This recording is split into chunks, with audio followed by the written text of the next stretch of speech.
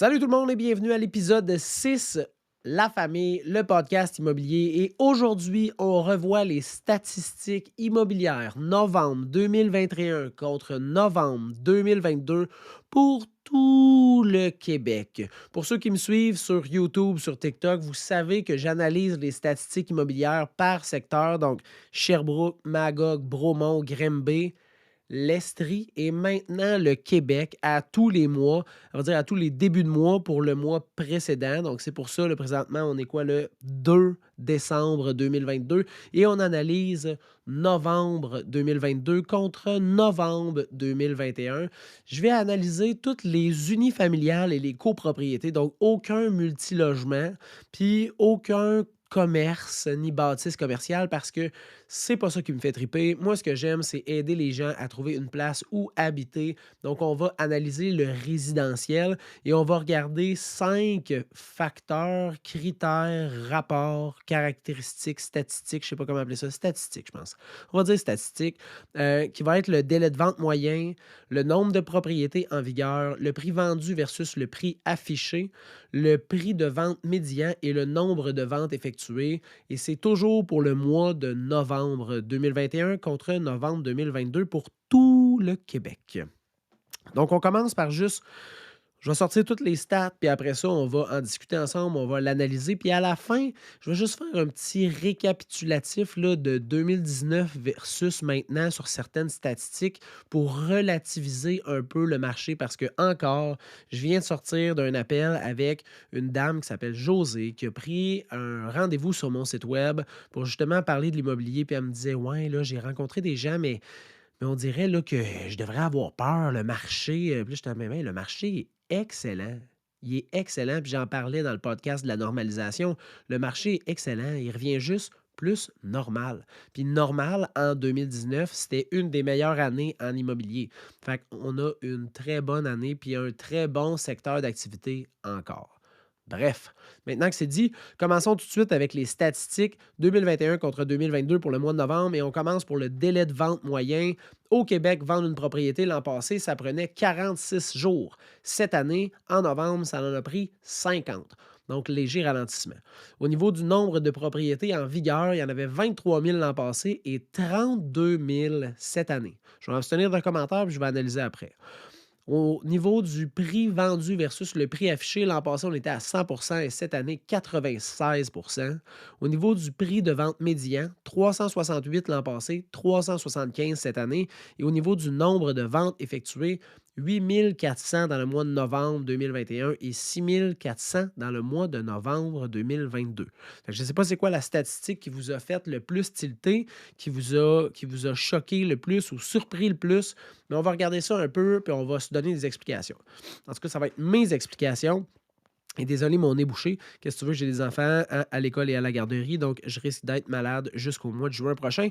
Mais ça va être mes explications et mon point de vue. C'est pas la science infuse, c'est vraiment ce que moi je pense. En même temps, je suis le seul à parler ici, il n'y a pas d'autres micros, fait que c'est sûr que ça va être mon opinion. Au niveau du délai de vente, là, il est un petit peu plus long, mais il est toujours plus rapide. Là. Rappelons-nous qu'en 2019, là, c'était une excellente année au niveau de l'immobilier, puis le délai de vente était de 93 jours. 93 jours, présentement 50 jours.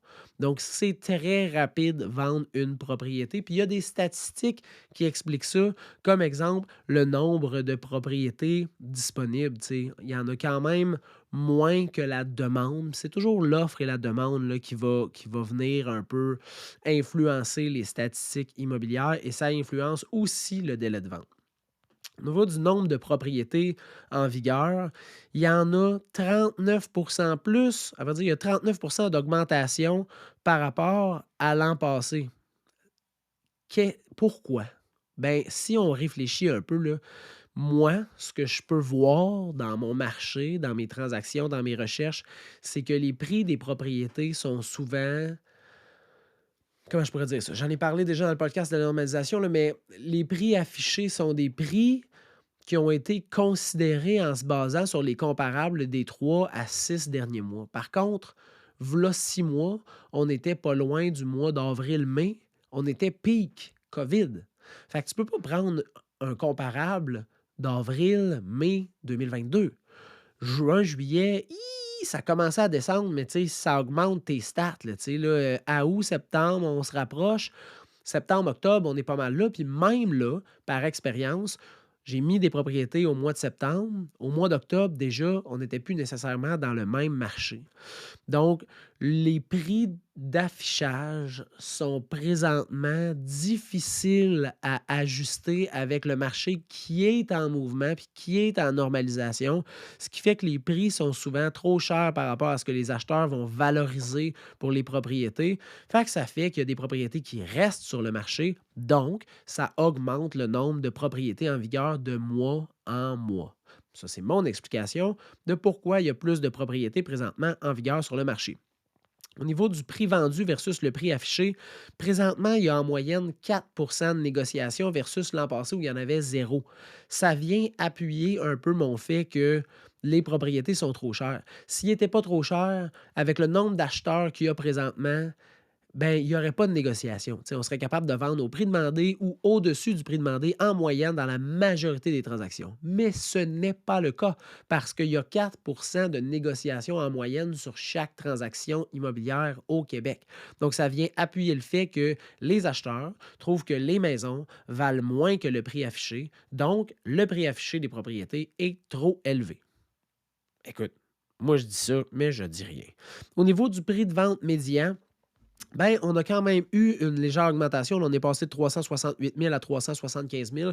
Pour moi, c'est rassurant. Ça veut dire que les propriétés continuent de prendre une valeur normale d'année en année. Puis ça, c'est une très, très bonne chose. Mais tu sais, en même temps, c'est normal que s'il y a moins de propriétés, on va dire, il y a pas assez de propriétés pour le nombre d'acheteurs, ben c'est normal que le prix continue à monter un petit peu. C'est tout le temps un effet d'offre et de demande. Tu sais. S'il y a plus de demandes que d'offres, ben à ce moment-là, le prix monte. S'il y avait plus d'offres que de demandes, ben à ce moment-là, le prix descendrait en bas, très en bas du 96 du prix affiché. Au niveau du nombre de ventes, il y a une baisse de 25 face à l'an passé. Puis c'est ce qui explique un peu le nombre de propriétés en vigueur qui augmente et qui augmente. Mais il y a d'autres raisons pour lesquelles il y a moins de ventes qui se font, là. Premièrement, le pouvoir d'achat qui diminue. Hein, la facilité d'acquisition d'une propriété là, est vraiment précaire, là. C'est moins facile d'acquérir une propriété, c'est moins facile d'investir en immobilier, de faire des acquisitions, d'acheter un chalet locatif actuellement que ce l'était v'là un an et demi, que ce l'était v'là un an, que ce l'était même v'là 6 mois. Pourquoi? Parce que le taux d'intérêt est vraiment nettement plus élevé, ce qui fait qu'un paiement de 1 500 maintenant est rendu 2 400 2 500. Bien là, pour assumer le 10 000 de plus par année qu'il faut que tu défrayes pour cet immeuble-là, il faut que tu ailles les reins solides quand même, tu sais. Fait que c'est sûr que ça vient baisser le pouvoir d'achat, ça vient diminuer le nombre d'acheteurs potentiels qui peuvent acheter cette propriété-là. Donc, ça diminue, bien évidemment, le nombre de ventes. Les prix élevés des propriétés découragent aussi un peu les acheteurs à se lancer dans le marché parce que ben, ils ont peur de la surenchère puis ils ne pensent pas que la négociation est de retour sur le marché, du moins pas pour tout le monde. Fait que c'est sûr que à ce moment-là, ben, les gens sont moins willing de faire des offres à la baisse, chose qui commence à revenir parce qu'on commence à en parler de la normalisation du marché. Fait que ça fait le tour un peu pour mes explications puis les statistiques 2021-2022. Puis là, je veux prendre un moment pour conscientiser les gens parce que, encore là, tu sais, j'avais la discussion tantôt avec la dame qui m'a appelé pour prendre rendez-vous pour vendre sa maison puis chercher une nouvelle propriété. Puis j'avais vraiment l'impression que les informations, cette crainte-là, on dirait qu'on aperçoit le marché comme s'il était vraiment pas bon présentement. Il faut vraiment prendre ça puis relativiser, là. Le boom qu'on a vécu, c'est comme si je gagnais 100 000 par année en 2019. J'ai gagné la loto en 2021, début 2022, fait que j'ai fait 1 100 000. Puis là, présentement, en 2022, mettons fin 2022, début 2023, je fais 100 000, 102 000 de revenus annuels. Je fais quand même un fucking bon revenu annuel, là, tu sais, là, pas mal plus que je faisais probablement en 2018 si je gagnais 85 000, puis en 2017 si je gagnais, mettons, 77 000. je fais un très bon revenu. Le marché immobilier présentement est très bon. Il est-tu moins bon qu'il était pendant la folie de la COVID? Ben, c'est sûr, parce que c'était la folie de la COVID. Ça avait pas rapport, tu sais, c'était quelque chose qui était anormal. Là, présentement, le marché est en train de se normaliser. Fait que le marché est encore excellent. Il est juste plus tombé sa tête, là, tu sais, là. Rappelons-nous aussi que le prix médian de vente là, est passé de 255 000 en 2019 à 395 000.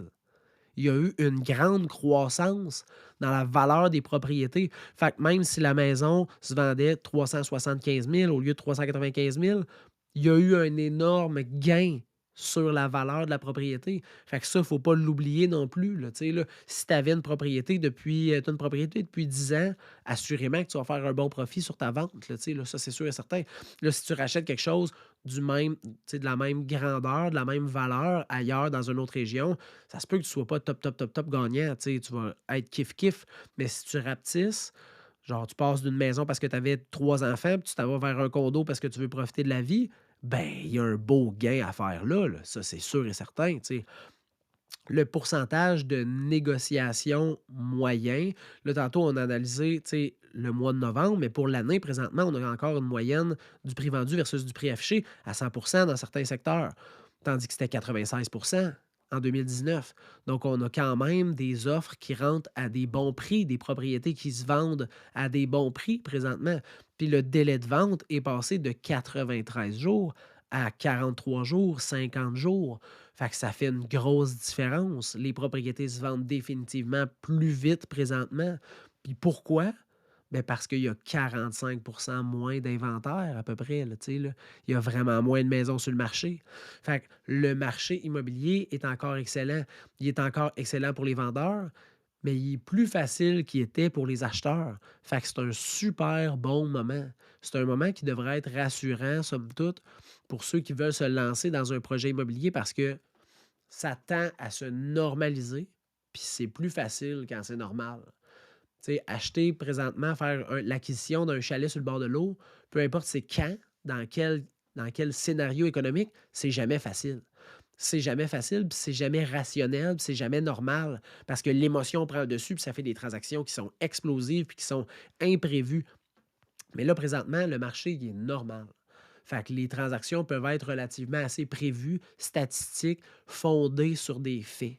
Puis ça, c'est excessivement le fun parce que tu es capable de te guider un peu puis de savoir vers où tu t'en vas, comment tu t'en vas, puis la ligne d'arrivée est à peu près où. Fait que bref, dans cet épisode 6, je voulais traverser les statistiques immobilières 2021 contre 2022 pour le mois de novembre pour tout le Québec, puis faire un petit peu de relaxation sur le marché parce que c'est un beau marché, c'est un bon marché, puis c'est le fun présentement de travailler dedans, pas mal plus que c'était que durant peak COVID. J'espère que vous avez apprécié énormément le podcast d'aujourd'hui. Je vous invite à me suivre sur les réseaux sociaux comme TikTok, comme YouTube, Facebook, Instagram. Je m'appelle Service Immobilier. C'est la collectivité que je suis en train de créer. Et merci d'avoir écouté La Famille, le podcast immobilier. C'est très, très, très gentil. On se revoit pour l'épisode 7.